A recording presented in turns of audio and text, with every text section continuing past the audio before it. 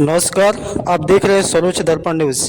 India गठबंधन के सपा उम्मीदवार अवधेश प्रसाद व कांग्रेस के पूर्व अध्यक्ष निर्मल खत्री ने एक प्रेस वार्ता की, जिसमें उन्होंने कहा कि गठबंधन लोकतंत्र और संविधान को बचाने व लोगों को वाजिब हक दिलाने के लिए मैदान में है।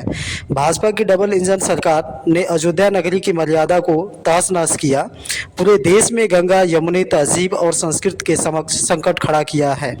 आज संविधान खतरे में है। महंगाई, भ्रष्टाचार से निजात दिलाने व आम जन को बचाने के लिए राहुल व अखिलेश ने जालिम सरकार को हटाने का निर्णय लिया है।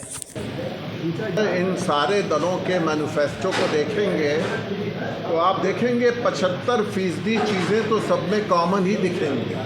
आज अभी अवधेश प्रसाद जी जब बोल रहे थे, समाजवादी पार्टी के मैनिफेस्टो की बात कर रहे थे, उसमें भी कर्ज माफ़ी की बात थी, उसमें भी किसानों के हित की बात थी, उसमें भी महिलाओं के हित की बात थी, उसमें भी नौजवानों के हित की बात थी। पेपर लीक नहीं होने देंगे। कांग्रेस ने उसमें एक चीज़ और जोड़ दी कि अगर किन्हीं कारणों से पेपर लीक होगा तो हम उसका मुआवजा देंगे। तो कॉमन है, और 20-25 चीज़ें अगर परसेंट बचती भी हैं तो मैं समझता हूँ हुकूमत बनाने के बाद उन सारी चीज़ों को हल कर लिया जाएगा।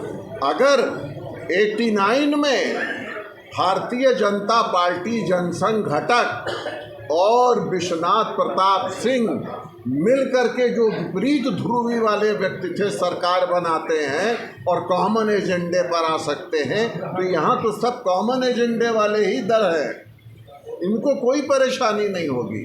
नेक्स्ट, जब या सन 77 में जब जयप्रकाश जी ने आह्वान किया था कि कांग्रेस पार्टी को हराना है, इंदिरा जी को सत्ता से हटाना है, तो उस समय उस आह्वान में क्या इस बात की चर्चा की गई थी कि कौन प्रधानमंत्री बनेगा?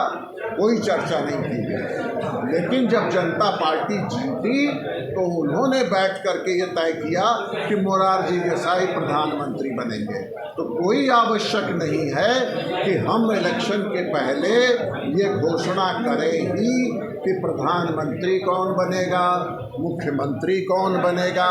और हमारे लिए लक्ष्य प्रधानमंत्री पद उतना नहीं है जितना मोदी को, भारतीय जनता पार्टी को, इस देश को बचाने के लिए शिकस्त देना है। लड़ते हैं तो हम सबको बड़ी खुशी होगी।